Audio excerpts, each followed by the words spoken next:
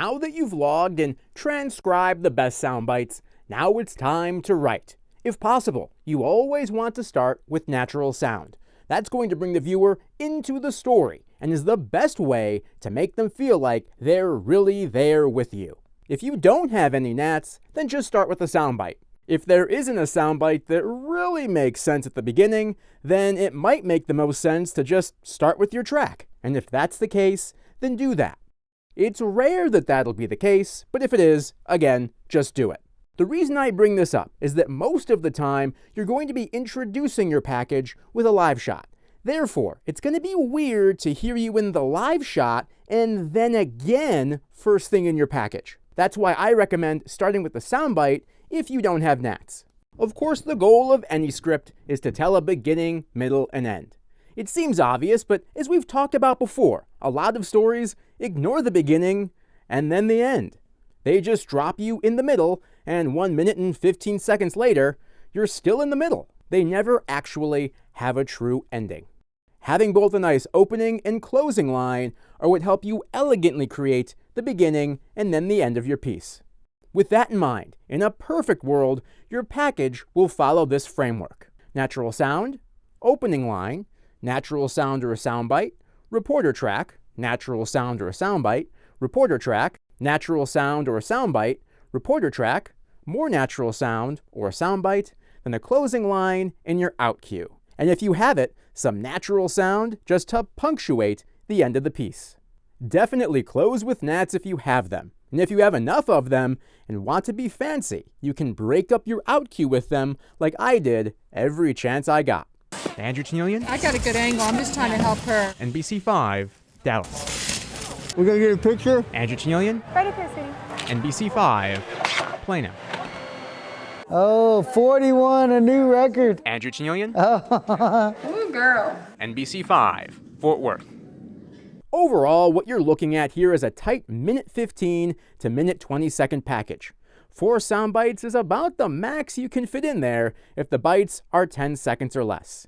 Any longer, and you'll have to cut from your reporter track to fit them in, or cut from somewhere else, which is probably going to be nat sound. Now, you can certainly iterate on this formula, and in fact, as you level up your skills, you actually will. So this is all just a general framework. For example, you may show a very emotional moment at the beginning of the piece that takes 10 to 15 seconds. For that particular package, that's great. Or maybe you take 10 seconds to build to that emotional moment, and that works too. I've just been asked so many times for a general framework that this is what I started giving students and beginning journalists. And they've said it's actually helped because they can see the path, the road ahead. And here's a pro tip for you. Time out your reporter tracks on your smartphone as you write them, so you begin to know how long your overall package is as you go. I always wrote that time next to my track in the script, and also, too, wrote how long each soundbite was. This is all another great reason to drop the soundbites immediately into your timeline. That way, as soon as I was done writing, all I had to do was add up all of the times, and I would immediately know if I was over or under time. If I was over time, I would rewrite tracks to be more concise. And in fact, the story was always better because of it. If I needed more time, then I started to cut down the soundbites. Sometimes, I would just lift a whole soundbite out of the piece. That can do wonders because I'm getting the time back from the soundbite, and then I'd go back in and combine the 2 voiceovers around it into one voiceover, and through that, save even more time. You'll make these edits in a matter of minutes. There have been times I've been under time by 5 or sometimes 10 seconds. In that case, I'd just email the producer and tell them, hey, I'm 5 seconds under, and I don't need it. They'll love getting time back from you, and therefore love you for it.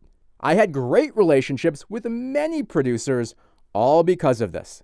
And on the days when I needed 5 more seconds because the story was really good, they gave it to me because I proved that I was respectful of their time. And by way of that, when it came to storytelling, knew what I was doing. And again, this is a basic structure for writing. It's all to get you started.